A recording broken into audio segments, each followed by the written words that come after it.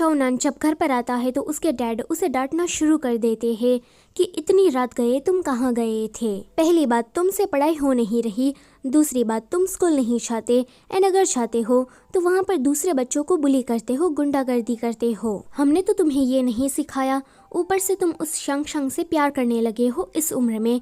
ये सुनकर वो कहता है कि सिर्फ मैं ही उसे पसंद करता हूँ, वो मुझे पसंद नहीं करती। अब डैड को आ जाता है गुस्सा, वो उसकी तरफ एक बुक फेंक कर मारते हैं एंड कहते हैं कि तेरे जैसा नालायक बेटा मुझे अपनी फैमिली में नहीं चाहिए, तू मेरा घर छोड़कर निकल जा यहाँ से। डैड के ये सारे शब्द चाओनान के सीधा दिल पर जाकर चुभते हैं।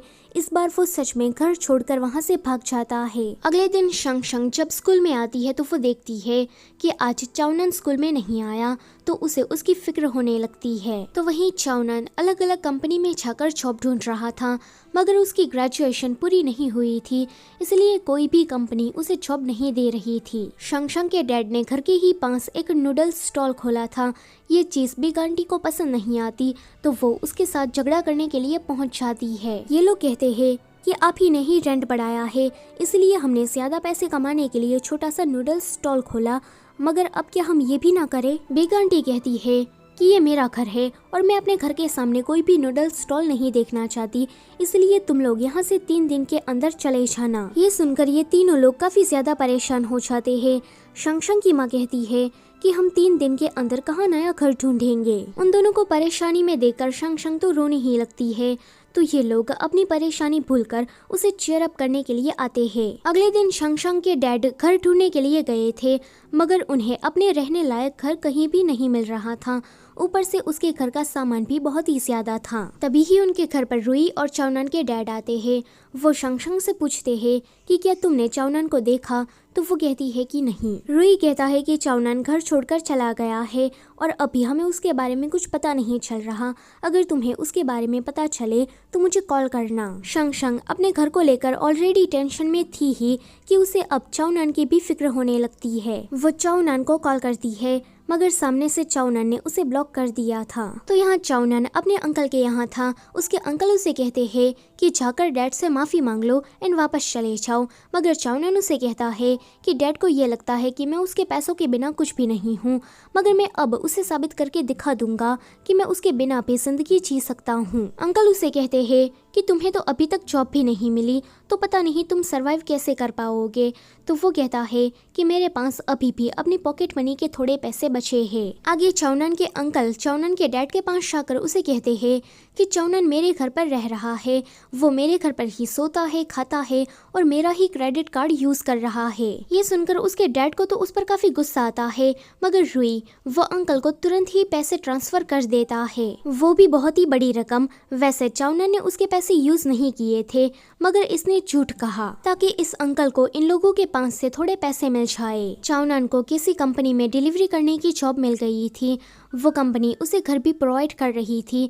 वो जगह काफी बदतर थी, उसे ये बिल्कुल भी पसंद नहीं आती, मगर यहाँ पर रहने के अलावा उसके पास और कोई चॉइस नहीं थी। यहाँ शंग शंग के डैड को एक घर काफी ज्यादा पसंद आ जाता है। वहाँ का दाम भी बहुत ही ज्यादा कम था, मगर एजेंट उसे कहता है कि आपको 2 साल के पैसे एक ही साथ भरने होंगे। शंग शंग के डैड देखते हैं कि शंग शंग की माँ को ये घर पसंद आ गया है, तो वो एक ही साथ में पैसे भरने के लिए रेडी हो जाते हैं। दूसरी तरफ चाओनान ने भी अपनी डिलीवरी वाली जॉब करना शुरू कर दिया था। जब शंग शंग की फैमिली यहाँ पर मूव हो रही थी, तो वहीं पर ही चाओनान डिलीवरी देने के लिए आता है, मगर वो दोनों एक दूसरे को नहीं देख पाते हैं। एक वीक ऐसे ही बीत जाता है। एक लड़का जो कि चाओनान के ही साथ डिलीवरी का काम कर रहा था, वो उसे कब से ऑब्जर्व कर रहा था। वो उसे कहता है कि तुम सिर्फ पानी ही पी रहे हो, खाना नहीं खा रहे, इस तरह से तो तुम काम कैसे कर पाओगे। फिर वो उसे झगड़ा करना शुरू कर देता है। चाओनान को उस पर काफी गुस्सा आ जाता है। वो जैसे ही उसे मारने के लिए जाता है कि तभी ही वो बेहोश हो जाता है। जब उसकी आंखें खुलती है तो वो हॉस्पिटल में था। नर्स उसे कहती है कि तुम्हें ये लगता है कि तुम पानी पी कर जिंदा रह पाओगे, खाना ना खाने की वजह से तुम्हें कमजोरी हो गई है, तुम्हें टाइम टू टाइम खाना खा लेना चाहिए। वो लड़का जो कि उसे हॉस्पिटल लेकर आया था, वो उसे कहता है कि तुम जरूर घर से भाग गए हो। तो चाओनान कहता है कि ये बात तुम्हें कैसे पता। तो वो लड़का कहता है कि ज़रूर लड़की का मामला होगा। देखो मैंने भी ऐसा ही कुछ किया है, मगर मैं तुम्हें एक छोटी सी सलाह देता हूँ कि तुम घर वापस चले जाओ। ये डिलीवरी करने से कुछ भी हासिल नहीं होने वाला, तुम ज़्यादा पैसे नहीं कमा पाओगे एंड वो जो लड़की है वो भी तुम्हारे हाथ से चली जाएगी। यहाँ शंग की फैमिली जैसे ही नए घर में सेटल होती है कि तभी ही वहाँ पर घर की मालकिन आ जाती है।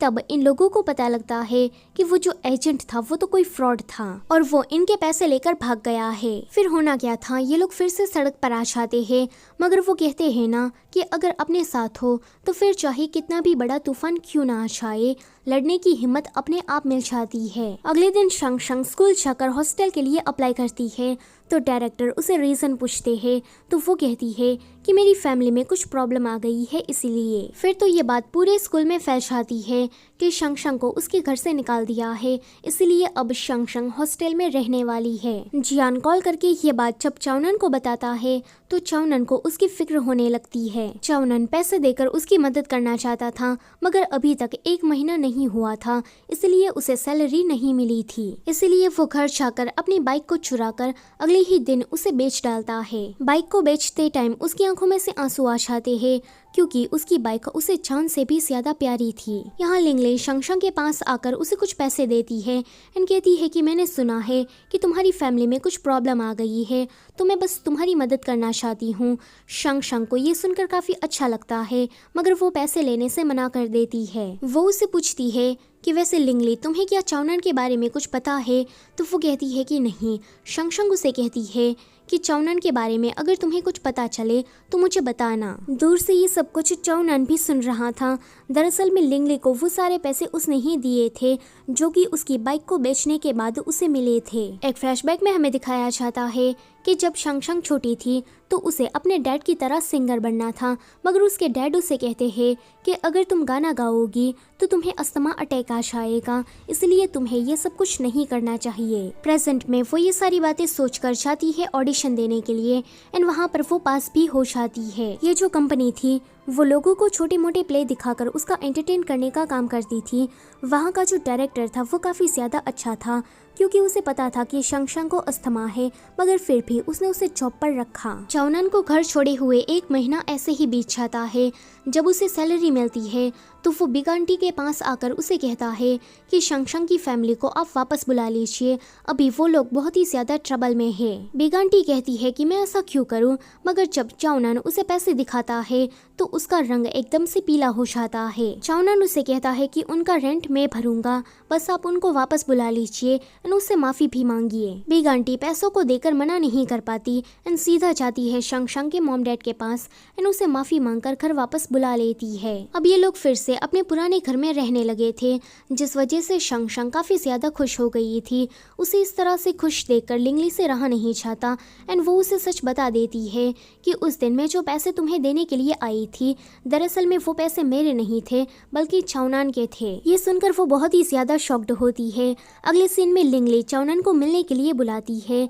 जैसे ही चाओनन वहाँ पर आता है तो वो शंग को देकर वापस जा रहा था, मगर शंग उसे कहती है कि थोड़ी देर रुक जाओ, मुझे तुमसे बात करनी है। चाओनन बैठ जाता है तो वो उसे कहती है कि बिग आंटी को पैसे तुमने ही दिए ना, तो वो कहता है कि तुम ये क्या बातें कर रही हो, तुम मेरे लिए इतनी भी खास नहीं कि मैं तुम्हारे लिए ये सब कुछ करूं। अगर तुम्हें और कोई काम नहीं है तो मैं यहाँ से जाता हूँ। तो वो कहती है कि तुम घर वापस चले जाओ, तुम्हारी फैमिली तुम्हारे लिए काफ़ी ज़्यादा फिक्र कर रही है। चाओनन कहता है कि तुम्हें मेरे मामले में पड़ने की कोई ज़रूरत नहीं है, मगर जब वो घर वापस आता है तो वो अपनी और शंग के साथ में फोटो देख रहा था। तो यहाँ शंग भी कुछ ऐसा ही कर रही थी। फिर ये दोनों इसी फोटो को देखते हुए साथ में सो जाते हैं। अगले दिन शंग जब उठती है तो वो चाओनन की बॉडी में थी। इस बार वो ज्यादा शॉक्ड, सरप्राइज या फिर डरने की जगह पर बहुत ही ज्यादा खुश थी। यहाँ चाओनन जब उठता है तो वो देखता है कि शंग कल रात उन दोनों की यही फोटो को देख रही थी, इसलिए उनका फिर से बॉडी स्वैप हुआ। 1 महीने के बाद चाओनन जब स्कूल वापस आता है तो वो देखता है कि स्यांगहाई और लिंगली अब फ्रेंड्स बन चुके हैं। डायरेक्टर पहले की ही तरह स्टूडेंट को डांटने में लगे हैं। उसे ये सब कुछ देखकर काफी ज्यादा अच्छा लगता है। फिर वो सोचता है कि ये शंग अभी तक स्कूल क्यों नहीं आई, कहीं ऐसा तो नहीं कि उसने मेरे डैड के पैर को पकड़कर उसे माफी मांगी होगी। वो कहता है कि शंग तुम गलती से भी ऐसा मत करना वरना मेरी सेल्फ रिस्पेक्ट को ठेस पहुंचेगी। अगले दिन चाओनान देखता है कि ये लड़की तो आज भी नहीं आई है, मगर तभी ही उसका ध्यान जाता है अपनी ताइक्वांडो क्लब की टोली पर। ये लोग चाओनान के पोस्टर के सामने उसका फेवरेट खाना रखकर उसकी पूजा कर रहे थे। तो चाओनान सोचता है कि मैं क्या मर गया हूँ जो कि ये लोग ऐसा कर रहे हैं। तभी ही वहाँ पर शंग आने लगती है तो वो उसे कुछ इस तरह से देख रहा था। वो उसे साइड में लेकर जाता है एंड कहता है कि तुम मेरे घर पर कैसे गए, क्या तुमने मेरे डैड के सामने गिड़गिड़ा कर माफ़ी मांगी? तो वो कहती है कि मैंने ऐसा कुछ नहीं किया। जब मैं सामान लेकर घर में गई तो मैंने कहा कि मुझे स्कूल के लिए लेट हो रहा है, इसलिए मैं चेंज करने जा रही हूँ। इतना कहकर मैं ऊपर चली गई। डैड तो मुझे डांटने ही वाले थे, मगर सौतेली माँ और रूई ने उसे समझाया, इसलिए उन्होंने मुझे कुछ भी नहीं कहा। चाओनान कहता है कि अच्छा ठीक है, वैसे मैं तुमसे बात करने के लिए मरा नहीं जा रहा था, ये तो हमारा बॉडी स्वैप हुआ है, इसलिए मैं तुमसे पूछने आ गया। जब ये दोनों एक दूसरे से बातें करते हुए आ रहे थे तो डायरेक्टर उन दोनों को इस तरह से देख लेते हैं, मगर फिर अपना ध्यान भटका लेते हैं क्योंकि उसे फिर से पागल खाने नहीं जाना है। जब वो घर पर आती है तो उसने चाओनान के डैड के साथ चाओनान का रिश्ता फिर से ठीक कर दिया था एंड अब वो रूई से भी ठीक से बात कर रही थी। जब वो अपना होमवर्क कर रही थी तो उसे याद आता है कि उसने चाओनान का लेटर फिर से जोड़कर उसी नोटबुक में रखा है जो कि उसके घर पर है। वो कहती है कि अगर चाओनान ने उसे देख लिया तो मैं तो मर ही जाऊंगी। वो आधी रात में जाती है अपने घर पर, चोरी चुपके उस नोटबुक को निकाल ही रही थी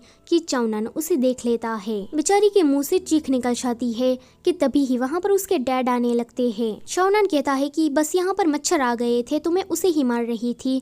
जब डैड वहाँ से चले जाते हैं तो ये दोनों एक दूसरे की तरफ देखते हैं। ये दोनों अभी बहुत ही ज्यादा क्लोज थे। शंग शर्मा कर उसी बुक को बीच में रख देती है तो चाओनान उस बुक को छीन लेता है और उसके हाथ लव लेटर लग जाता है। वो उसे कुछ पूछ पाता कि शंग जल्दी से वहाँ से भाग जाती है। लव लेटर को देखने के बाद वो सोचता है कि यानी कि ये भी मुझे पसंद करती है, मगर फिर इसने मुझसे झूठ क्यों बोला कि इसे सिर्फ पढ़ाई पर ध्यान देनी है। फिर वो बहुत ही ज्यादा ब्लश करने लगता है। शंग जब अपने घर से वापस जा रही थी तो दूर से उसे रूई भी देख लेता है। वो सोचता है कि यानी कि ये लड़का अभी भी इस लड़की से प्यार करता है। सो गाइस, इसी के साथ ये वाला पार्ट होता है यहीं पर ही खत्म। Don't forget to like, share and subscribe. Thank you for watching.